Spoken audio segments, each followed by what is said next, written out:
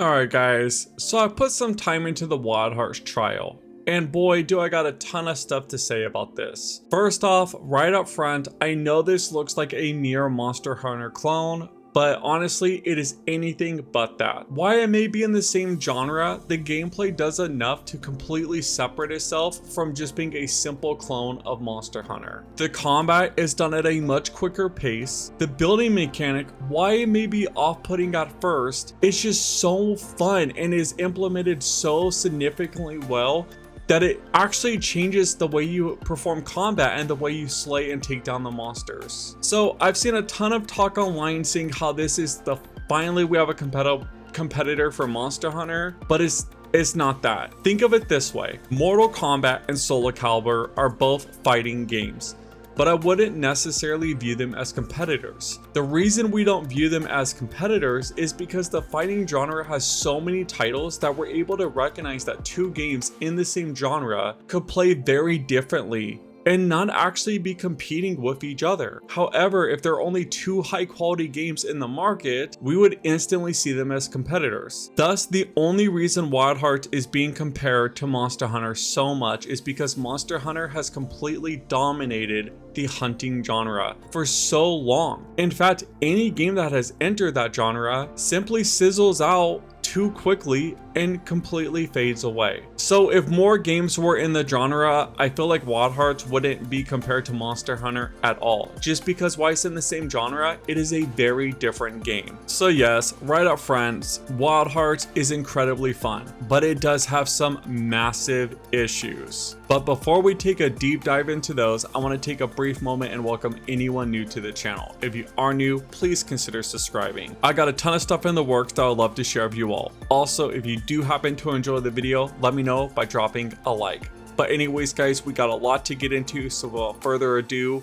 let's get into it. With that out of the way, let's discuss the biggest issue with Wild Hearts, and that is the performance. Quite simply, it is god awful. The foliage and the background in this game is just so blurry. Honestly, I wear glasses, and when I take them off, everything goes into a blur. This game feels like I'm playing a game without my glasses on. The world is in just rough shape. It's so blurry that it looks like they're doing that effect that they do in movies, where they blur out the background to draw focus on the actor's face. And while this works in a dramatic, shoddy effect in a movie, in a game, it simply just gives me a headache after a while. This is such a downgrade in what was advertised that I'm shocked there's not more of an outcry for this. The downgrade in graphics is so bad that it honestly feels like the developers used a PC that was way above the hardware of the current gen consoles and the required PC specs for this game. In fact, if you have the Xbox Series S, I am forewarning you at the moment, the game looks like complete garbage. Here's some screenshots captured from my Series S. It's such a shame because the game is so close to being incredible, but man, the performance just completely kills all immersion of it. I mean, look at these weather effects, and this is something you encounter within the first 10 minutes of the game. And it's not just the Xbox Series S. The game just runs poorly on all the next-gen consoles across the board. And even PC users are reporting a ton of optimization issues as well. It's just completely off-putting. Even if you don't care about graphics at all, the blurriness is just so bad. Here's my character standing on the ground, and I get a prompt asking to collect some materials, and I can't even tell what I'm supposed to be collecting. The foreground just looks like complete garbage. Now, I have heard talk that maybe the trial version of the game is different from the full-fledged release title.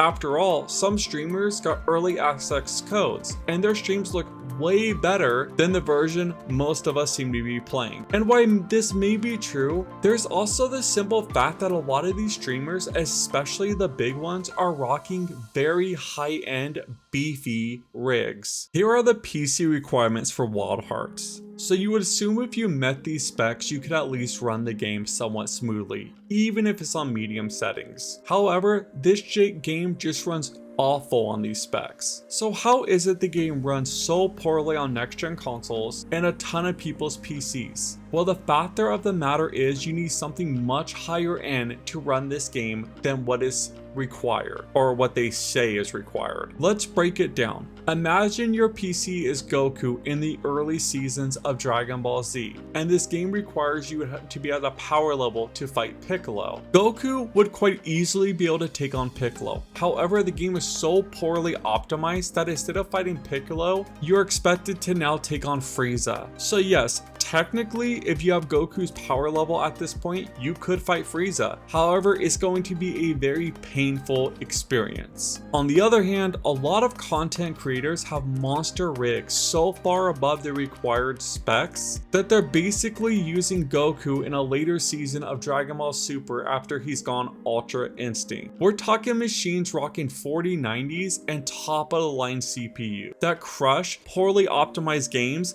just on pure horsepower. And this is not a knock on content creators. It's a very competitive scene. They want to be able to stream in 4K and make YouTube videos in 4K. After all, this is their livelihood. We just always have to keep in mind that a lot of times their experience playing a game with their hardware is definitely not going to reflect what the average gamer is going to experience. And yes, I have seen that Omega Force has already came out and said that they will have patches coming next week. The issue is, once again, a game will be supposedly fixed post-launch, and this practice is getting extremely old. Plus, one of the reasons Monster Hunter thrives is because of all the post-launch content. And whilst Wildhearts has had the promise of post-launch support, the game is releasing in a state so bad that the first several patches are most likely just simply going to be optimization fixes. First impressions matter, and while the game is a ton of fun to play, it looks like an absolute mess. I fear that many gamers will simply move on to something else by the time this game gets fixed. There may not be a lot of competition in the hunting genre, however, a gamer's time is always competed for. It's extremely rare for a game to lose a massive amount of people only to have them come back later to try out updates. And I fear that if this game launches with all these performance issues, it's going to be very off-putting for a ton of people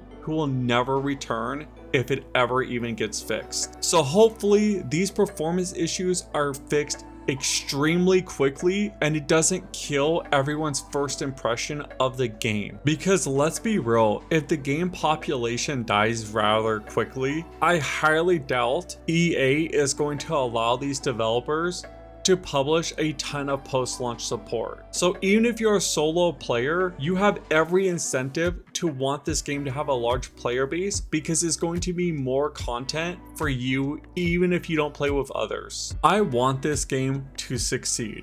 I want Wildhearts to be a smash hit. I never actually want to see a game fail. They're just starting off on the wrong foot. It's like they're so close. This game has the potential to be a perfect diamond. However, at the moment, it simply just feels like an uncut gem. Something that could be beautiful, but right now has a ton of rough edges. This straight up feels like a game that should have been delayed, just so it could be optimized better. But instead, it's going to be another game launched with so much potential. Gamers should not have to pay full price for a game with the promise of its potential. We should be paying for games that are launching in a state where they feel actually fleshed out. As much fun as this game is, unless the patch that's supposed to come next week fixes a lot of these performance issues, I would not recommend paying full price for this game. In fact, even if the reviews are great, I would still urge you to hold off, just because this is the type of game that you cannot review in a week. If you actually dig this genre, 90% of your playtime is going to be in the in-game, and I highly doubt any reviewer has deep dove into that. In fact, if they have done that in a simple 3-day early access release, it means the in-game is too easy and you're gonna get burnt out anyways. But I want to hear what you all think. Have you played the trial? Is this a day one buy for you? Or are you like me and you just want to see how these performance patches pan out? Let me know in the comments down below. Also, besides the performance issues, what did you guys think of the game overall? I'm always excited to hear everyone's thoughts, especially I want to hear the veteran hunters out there and what they think of the game. As for me, I got a ton of work to do, so I'm going to get back to the grind and I'll catch y'all next time. Peace.